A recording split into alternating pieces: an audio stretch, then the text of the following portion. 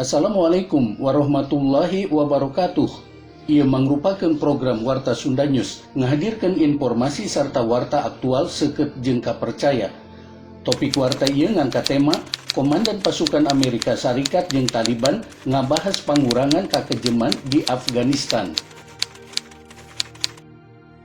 Pokok-pokok berita. Amerika Serikat jeung Taliban poe Sabtu 11 April ngayakeun pertemuan dina neang kakompakan dina perjanjian pikeun pambangunan kadamaian bilateral jeung ngabahas cara-cara ngurangan kakejaman di eta negara. Berita salengkepna. Komandan Pasukan Amerika Serikat di Afghanistan geus ngariung jeung para pamimpin Taliban di Doha pikeun ngabahas perluna ngurangan kakejaman di eta negara anu keur dilanda perang, anu bakal jadi sabab gagalna proses perdamaian anu rapuh, nurutkeun juru bicara kadua belah pihak. Jenderal Scott Miller, Komandan Pasukan Amerika Serikat jeung misi dukungan tegas non-tempur pimpinan NATO di Afghanistan, ngayakeun kasepakatan jeung para pamimpin Taliban dina poe Jumaah 11 April 2020 peuting. Jenderal Miller patepung jeung pimpinan Taliban tadi peuting salaku bagian tina jalur militer anu diadekeun dina kasepakatan perjanjian, ucap juru bicara Pasukan Amerika Serikat di Afghanistan ka Reuters. Saperti anu diulas POE Islam, pertemuan eta masalah perlu ngurangan tindakan kakejaman, ucapna. Amerika Serikat jeung Taliban geus nandatanganan perjanjian dina tanggal 28 Februari anu tujuanana pikeun nganggeuskeun perang 18 tahun di negara Asia Kidul eta. Perjanjian eta pikeun mutuskeun kerangka pagawean supaya ditarikna pasukan Amerika Serikat di Afghanistan kalawan syarat Taliban moal mere izin kumpulan mana wae pikeun ngalakukeun serangan ka Amerika Serikat atawa sakutuna. Pelanggaran perjanjian. Kasepakatan dilakukan nalika kelompok bersenjata Afghanistan eta nyebutkeun pasukan Amerika Serikat ngalanggar perjanjian.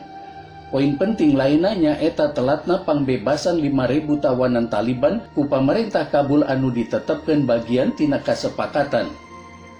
Juru bicara kantor politik Taliban di Doha nyebutkeun di Twitter, rehna dina pertemuan eta ngabahas implementasi perjanjian.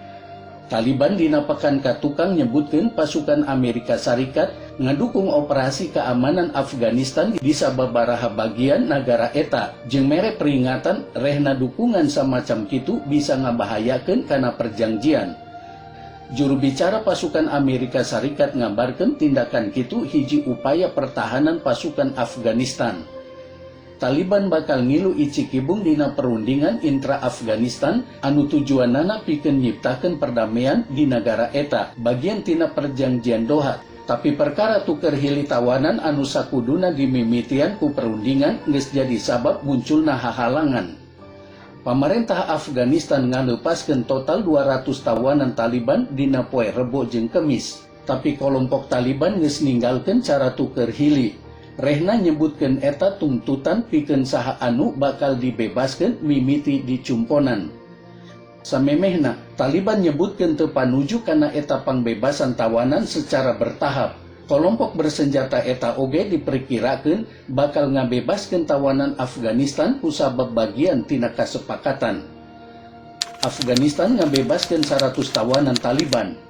Sementara eta poe Rebo tanggal 8 April, pamarentah Afghanistan ngabebaskeun 100 tawanan Taliban sapoe saacan kelompok gerilyawan nuding Kabul ngalambatkeun perundingan. Jeung narik timna tina pertemuan salila sapekan ngeunaan tuker hili tawanan anu kalintang ditunggu-tunggu ku kadua musuh eta. Juru bicara Dewan Keamanan Nasional Afghanistan nyebutkeun para tawanan dibebaskeun dumasar kana kaputusan presiden jeung ngutarakeun langkah eta nyaeta mangrupa bagian tina upaya ngadorong perdamaian jeung pikeun nyegah pandemi COVID-19 di negara eta. Japid Faisal ngutarakeun Badan Intelijen Afghanistan jeung otorita hukum kakait geus mariksa tarapti para tawanan ku sabab kondisi kasehatan, umur jeung lilana hukuman anu nyesa samemeh dibebaskan maranehanana. Anjeunna negeskeun ku sabab tahanan supaya ulah ngagabung deui jeung Taliban atawa milu ka medan perang. Taliban rikat tentang eta pengumuman pemerintah kalawan nyebutkan hal eta teu aya kaitanana jeung katangtuan anu disebutkan dina perjanjian maranehanana jeung Amerika Serikat.